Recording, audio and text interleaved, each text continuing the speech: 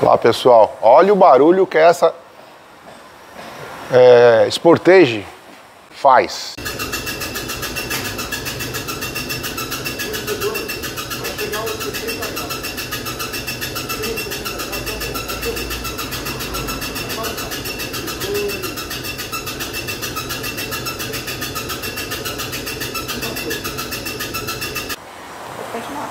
Olha só pessoal, na máquina você viu o barulho que fazia. Olha essa bucha como ela tá, ó.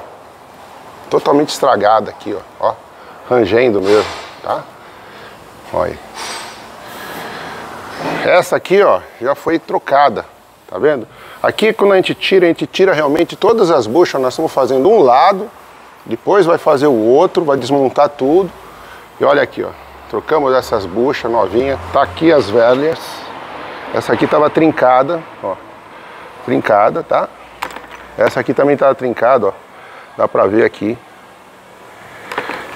Então nós já trocamos desse braço aqui. Já trocamos dessa bandeja aqui. Agora vamos trocar dessa manga. E olha, essa manga tá horrível, hein? Tá? Então o que acontece? Às vezes o pessoal, a gente faz o diagnóstico, a gente fala, ó, tá um barulho aqui. A questão é, tem que desmontar tudo, ó. Desmonta o quadro todo. Eu só não estou tirando o facão porque o dono do carro trocou a do facão, tá? Ela é novinha essa daqui, ó. Essa daqui tá novinha realmente.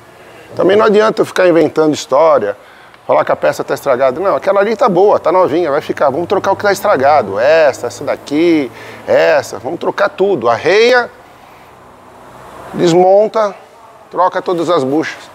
Uma vez só. Gasta. Mas fica bom, uma vez só. Eu fico fazendo as coisas aos pedaços. Já aconteceu, eu já errei também, de ficar trocando, vamos trocar só essa bucha, aí depois dá outra.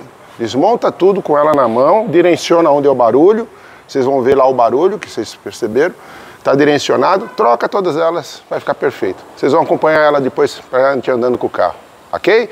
Eu sou o Tony da Auto Checkup, oficina diagnóstico e conserto correto. Um abraço para você.